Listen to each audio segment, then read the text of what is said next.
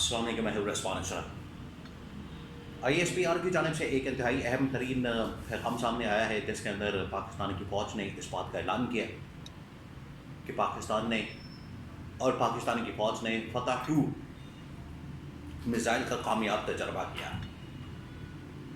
आज के दौर में, आज के हालात वाक़यात में, जिस वक्त दुनिया में जंगें हो रही हैं, जंगी माहौल बना हुआ है, अभी ईरान अमेरिका की जंग ख़त्म हुई है, जंगबंदी है दोनों के दरमियान, लेकिन जंग किसी वक्त भी शुरू हो सकती है। समंदरी महाज के ऊपर अभी भी वहाँ पर टेंशन है, लड़ाई है।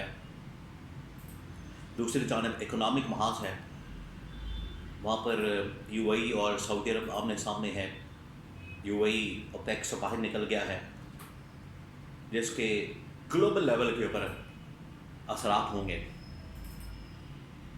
ऐसे में पाकिस्तान की जानिब से फतह-2 मिसाइल और अपनी टेक्नोलॉजी के अंदर काम करना और जदीद किस्म के मिसाइल और टेक्नोलॉजी को तैयार करना, ये कितना अहम है, इसके बारे में बड़ी अहम तरीन मालूमात मेरे पास मौजूद है, आपके साथ शेयर करता हूँ। नंबर 2,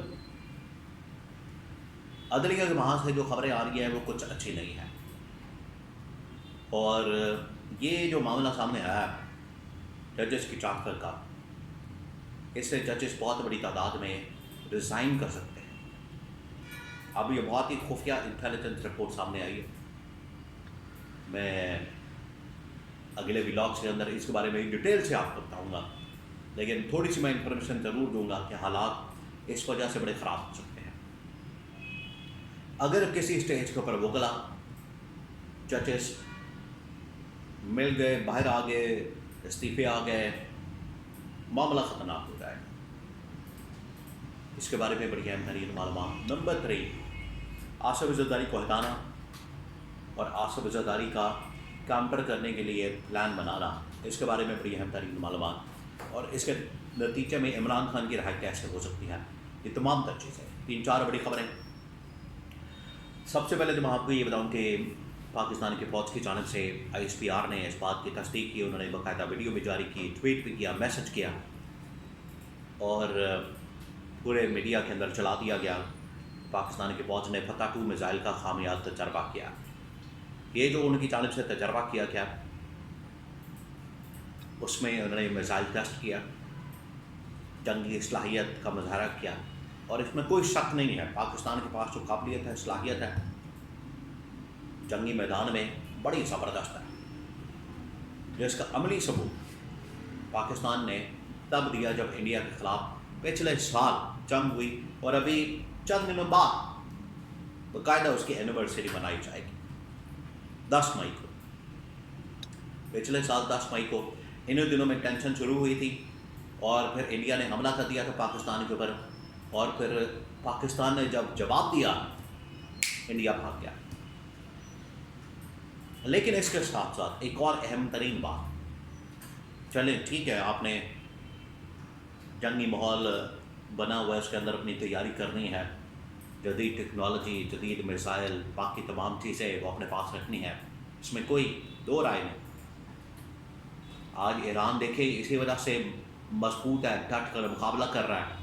अमेरिका जैसी सुपर पावर को उसने घुटने टेकने पर मजबूर कर दिया। हालांकि वो एटमी ताकत नहीं, लेकिन उसके बावजूद जो उसके पास मिसाइल टेक्नोलॉजी, जो उसके पास बाकी मामला हैं, वो इतने तगड़े हैं, इतने ज़बरदस्त हैं कि अमेरिका जैसी सुपर पावर भी उसके सामने झुक गई। दूसरी जानिब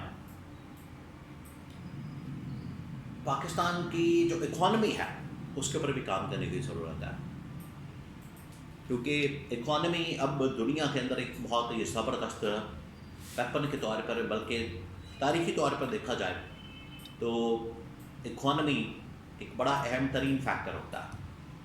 आप फिर हर लिहाज से इंडिपेंडेंट फैसले करते हैं, लेकिन अगर आपकी इकॉनमी तबाह है, मकरूज़ है, उधार पर चलने वाला मुल्क है, कर्ज़े लेकर मज़ीद कर्ज़े आपने उतारने हैं, मज़ीद आपने बोझ डालना है, कर्ज़ा उतारने के लिए आपने मज़ीद कर्ज़ा लेना है, महंगाई ख़त्म करने के लिए आपने मज़ीद महंगाई करनी है, تباہی ختم کرنے کے لیے آپ نے مزید تباہی کرنی ہے، تو یہ منطق یہ نون لیگ شریف خاندان یا زرداری خاندان کے اندر ہی پائی جاتی ہے، عجیب و غریب قسم کی۔